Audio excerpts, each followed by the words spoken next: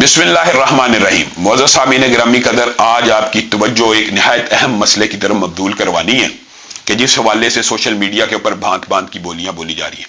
मेरी सबसे पहली इस्तदा और आप सब पाकिस्तानियों से इस बात के ऊपर मैं अपील करता हूं कि अल्लाह के लिए दीन के शायर का, दीन के मामलात का जो भी कोई फैसला हो, उसके अंदर सियासी वबस्तगियों को पसे पुश डाल दिया जाए। खत्म नबुव्वत हो, हुर्मत रसूल हो, दिफाए सहाबा हो, ये जो कादिद हैं, ये जो मुश्तरकात उम्मत हैं, इन्होंने उम्मत को जोड़ा हुआ है।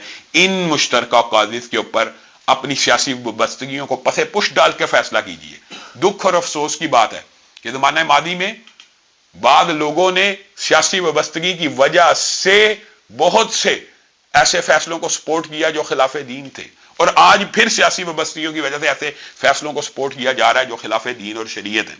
कादी फाइज ईसा साहिब ने गुज़िश्ता दिनों एक फैसला दिया, वो फैसला मैं अपनी मसरूफियत की वजह से पढ़ ना सका। आज सुबह उलमा और वुकला और मुख्तलिफ जमातों के कायदीन ने राब्ता किया तो उस फैसले को तफसील से पढ़ा। अब एक बात जरूर कहना चाहता हूं, बाद लोग सोशल मीडिया के ऊपर इस तरह की फजूल हरदा सराई करते हैं जी उलमा को कौन सी इंग्लिश आती है। अल्लाह के फजलो करम से आज मुआशरे में ऐसे उलमा मौजूद हैं जो दुनिया की तमाम जिंदा जुबानों पे अबू रखते हैं।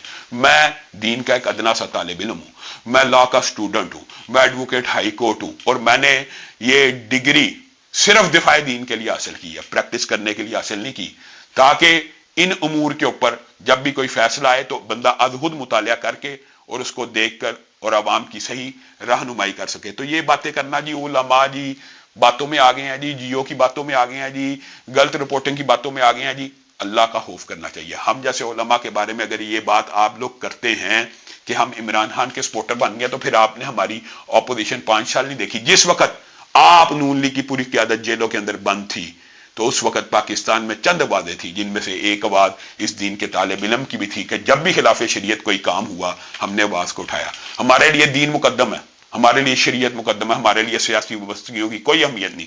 सियासी वबस्तगियां हैं लेकिन उनको पसे पुश डालकर हम हक और सच की बात कहेंगे।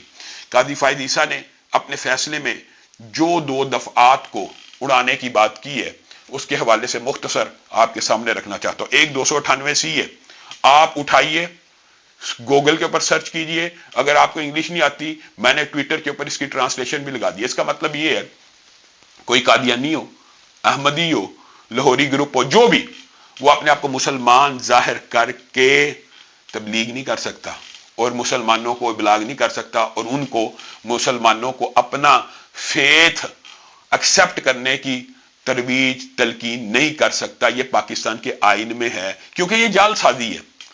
वो मुसलमान नहीं है, वो गैर मुसलमान, खुद को मुसलमान क्लेम करके करेंगे तो जालसाजी है। 298C इम्तनाए कादियानियत एक्ट है। अब कादी फाइज ईसा साहिब ने यह फैसला दिया कि ये नहीं लगता, काजी साहब आपके फैसले में तदाद मौजूद है, क्यों नहीं लगता कि आप उसको कादियानी नहीं मानते?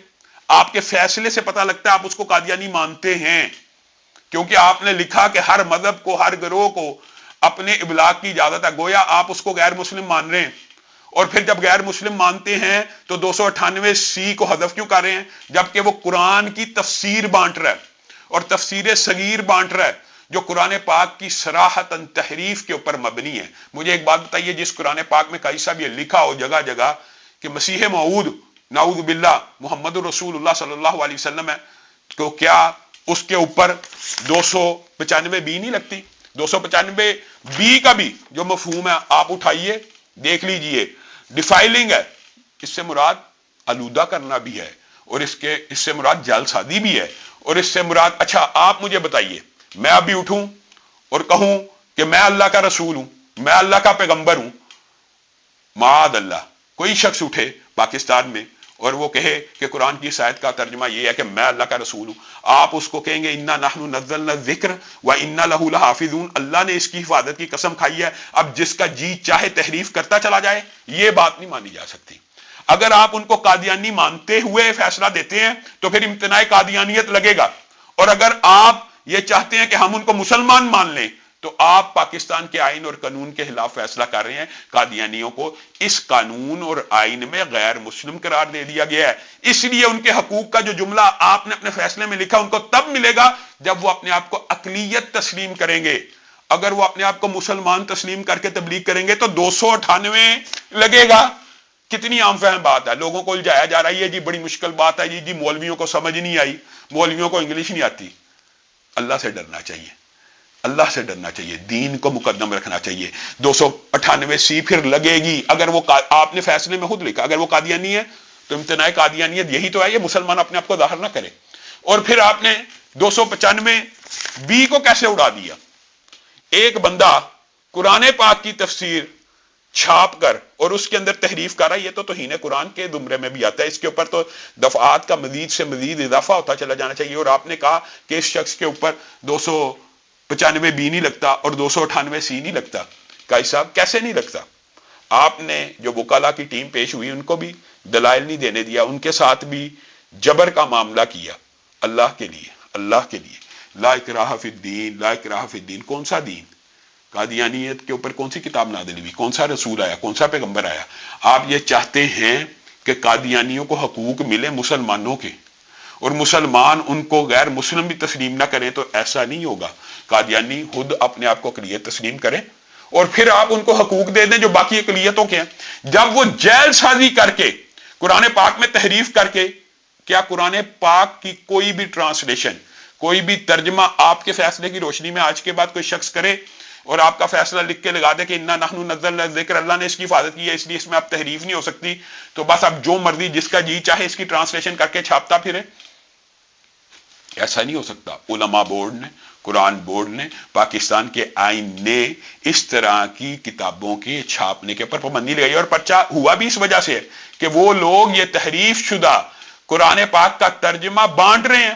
وہ جیسے ہوا کیسے ہوا یہ ایک لمبا چوڑا واقعہ ہے، لیکن آپ کو صرف آگاہ کرنے کے لیے میں آج آپ کے سامنے حاضر ہوا ہوں کہ بلا وجہ ابہام نہ پھیلایا جائے، یہ جی فلاں ایک ایسا ہے، فلاں ایک ایسا ہے، کرسٹل کلیئر ہے۔ خود گوگل سے کسی بھی سرچ انجن سے سرچ کیجئے 298 اور 295 اس مجرم کے اوپر لگنی چاہیے تھی کہ نہیں تھی لگنی چاہیے۔ اور اگر قاضی صاحب نے اس کو ختم کر دیا تو اللہ کے فضل و کرم سے وکلاء کا ایک بہت بڑا پینل اس کے اوپر ریویو پٹیشن میں بھی جا رہا ہے۔ لیکن عوام سے میں یہ بات کرتا ہوں، اللہ کے لیے سیاسی وابستگیوں کو اتنا مقدم نہ جانیں کہ آپ یہ سمجھیں کہ یہ جی قائدی فائد عیسیٰ کے خلاف پراپیگنڈا پی ٹی آئی کر رہی ہے۔ کیا ہم پی ٹی آئی کے مخالف، یا کیا ہم پی ٹی آئی کی وجہ سے قاضی فائد عیسیٰ کے خلاف یہ بات کر رہے ہیں، یا کیا علماء آپ کو پتہ ہے پاکستان میں علماء کا سارا طبقہ خان کے دور میں اس کا مخالف تھا۔ خود ہمارا ماضی آپ کے سامنے ہے، تو ہم نے کیوں ان باتوں میں آنا؟ ہمارے لیے سیاسی وابستگی کی کوئی حیثیت نہیں، کوئی ویلیو نہیں، اور آپ کے لیے بھی نہیں ہونی چاہیے۔ بڑی عام فہم بات ہے، آپ اٹھائیے، اور اس حوالے سے اگر مزید کوئی اشکال ہیں وہ بھی میں دور کرنے کی کوشش کروں گا۔ والسلام علیکم ورحمۃ اللہ وبرکاتہ۔